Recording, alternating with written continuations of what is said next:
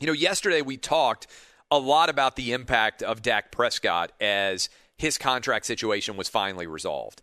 And I got to be honest with you, as I said yesterday on the program, we spent so much time discussing what the Cowboys were going to do with Dak Prescott that I don't know we spent enough time yesterday, although I said it many times, pointing out that Dak ultimately won, right? This was not in any way a close decision if you're looking at risk and reward. And I always say, what really will determine your ability to succeed in anything is how well you can analyze risk and reward. And to the extent that you maximize reward by minimizing risk, the better you're going to be in life, period. And to me, if I look at that contract and that deal done between the Dallas Cowboys and Dak Prescott has maximized his reward, has virtually zero risk. To me, the Cowboys have limited reward and still a substantial amount of risk. And let me explain what I mean by that. First of all, Dak may not come back and be 100% healthy. I hope he is. They certainly are putting out all the word that things are looking good for him, but we're not really sure how all of that is going to shake down before it is complete. It's not as if he's 100% healthy right now signing this contract.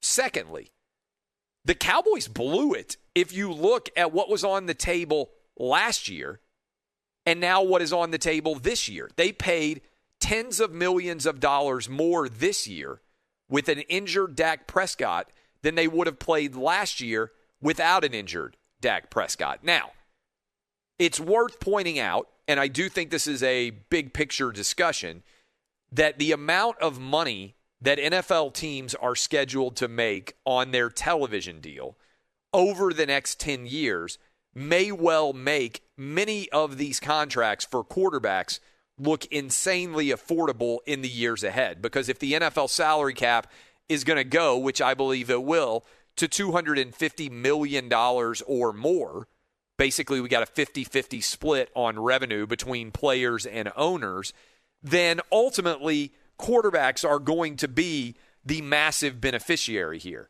Because even Dak, if he serves out the entirety of the deal that he just signed with the Dallas Cowboys, he's going to be 31 years old and a free agent again, having already banked nearly $200 million in his career. With the direction that quarterback salaries are going, we are going to have, and this I don't think this is an exaggeration at all, we are going to have quarterbacks in the NFL who become billionaires off of playing football. And some of you out there are like, oh, there's no way that's going to, no, that's going to happen. Because if you look at how many years these guys are going to be able to play, I think in the foreseeable future, in a decade, it would not stun me if in a decade we have got quarterbacks making almost $100 million a year. Some of you out there are like, whoa. I mean, right now we got Mahomes making $45 million a year. I think if you look at the stair step upon which we are headed, and you look at how the salary cap is rising, and you look at the overall impact of quarterbacks and how long they can play, it wouldn't stun me at all if Patrick Mahomes finishes his career as a football player having made $1 billion. Not $1 million, that's $1 billion. And I think that's going to stun a lot of people because Michael Jordan is a billionaire, reportedly, but he's had to do it as an owner, not as a player. It's relatively rare that you can get billion-dollar caliber wealth by being an employee, right? If you are out there and you're a kid and you're listening to me right now and you're like, Clay Travis, I want to grow up and be super rich, what you should be studying is business. Because most people who end up being billionaires don't ever do it by being employees.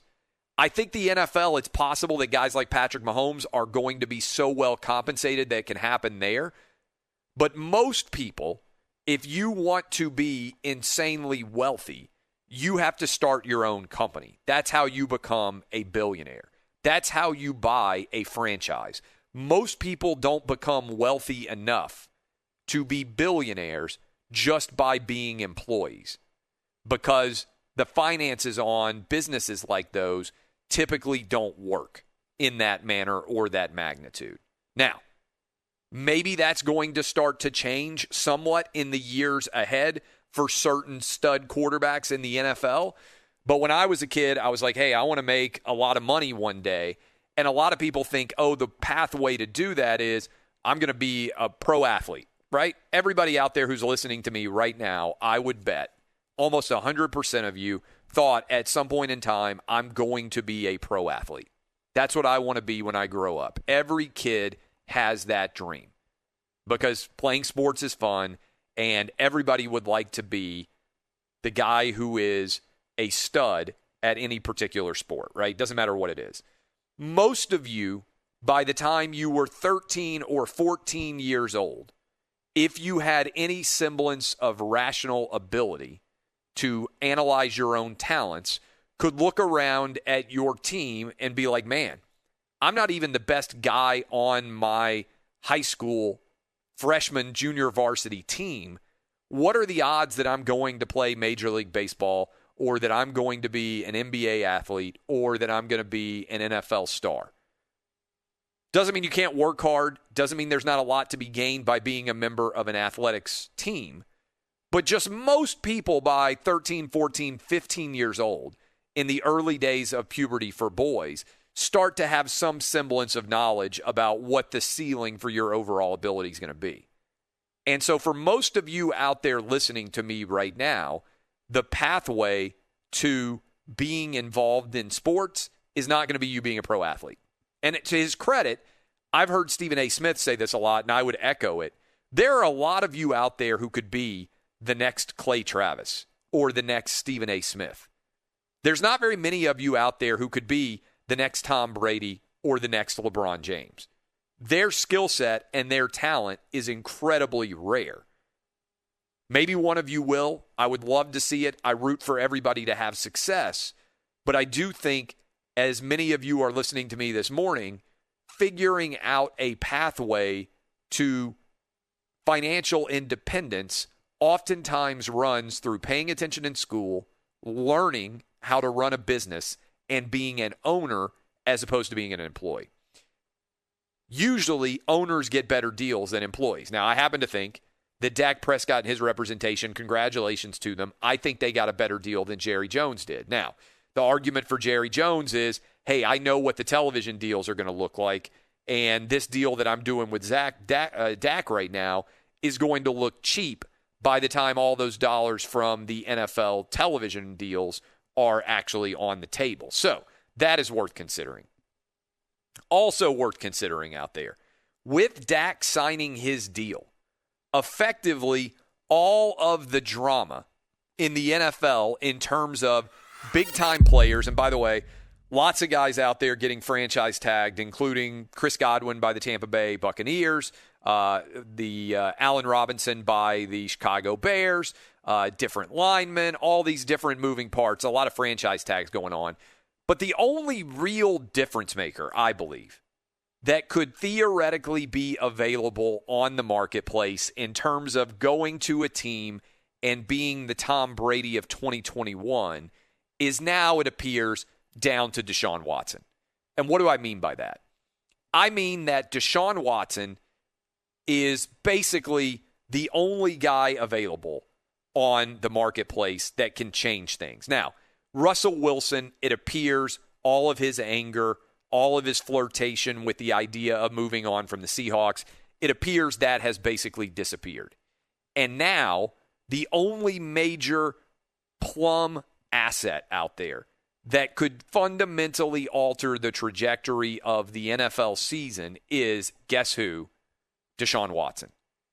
And Nick Caserio, according to Albert Breer, who came on the show yesterday, according to Albert Breer, Nick Caserio has basically let it be known, hey, I'm not interested in your proposals for Deshaun Watson. Maybe he will change his mind, and if he does, it will probably be, as Paul Kaharski told us in the first hour, because Houston Texans owner Cal McNair finally decides, you know what, I don't want this battle to go on forever. Let's move on from Deshaun Watson. But if that doesn't happen, then all of the discussion surrounding Deshaun Watson is basically in play as a major change agent for a lot of different teams out there. Now, it's not to say that if the New York Jets decide they're going to move on from Sam Darnold and they go draft Zach Wilson, and Zach Wilson's an incredible quarterback, that things couldn't get a lot better for the Jets in a hurry. Or that Trevor Lawrence couldn't be everything that Urban Meyer and the Jacksonville Jaguars could hope for, and he comes in year one, and boom, the Jags have made a few moves around him, and suddenly they're a lot better. Maybe Tua down in Miami, if the Dolphins decide to stick with him, maybe he's going to be incredible, and they can make a run at Josh Allen, the Buffalo Bills, in the AFC East in a big way. Maybe Bill Belichick's going to make a move, grab Jimmy Garoppolo or Marcus Mariota, plug them in, all the guys that set out for COVID come back, and a 7-9 New England Patriot team is suddenly back to being 11-5 or 12-4, contending for the AFC East, right? There are a lot of different individual moves still to be made that could change things, but in terms of what I would call getting your double, like in checkers, if you get to the other end of the board, you get king me, and you get the other, checker on top of your king, and you can go both directions, and you're wiping people out left and right. The only move for an additional king in checkers, or if you want to use the chess analogy, the only move that turns your pawn into a queen. The queen is obviously, for those of you who play chess, the most valuable piece on the entire chessboard in terms of being able to move. The only move like that in either checkers or chess, depending on what game board analogy you want to use, is Deshaun Watson. And the question is, who can get him and what might they have to give up for him? And we're going to be talking about that story an absolute ton. Here, to me, are the teams that I believe are fully in the mix to potentially be able to make a move after Deshaun Watson, because everybody else on their team, they have a chance to win a championship. I think you have to look at the Bears. I think you have to look at the Washington football team. I think you have to look at the Patriots, the Miami Dolphins, the Jets, the Denver Broncos, and the San Francisco 49ers. To me, those are 7 teams, 7 different teams that if they had the right quarterback, they could suddenly become the Tampa Bay Buccaneers of 2021. That is the move that could king them in checkers or give them an extra queen in chess. Those 7 teams making a run. Will the Houston Texans be willing to move on from Deshaun Watson? It is by far the number one story remaining in the NFL universe.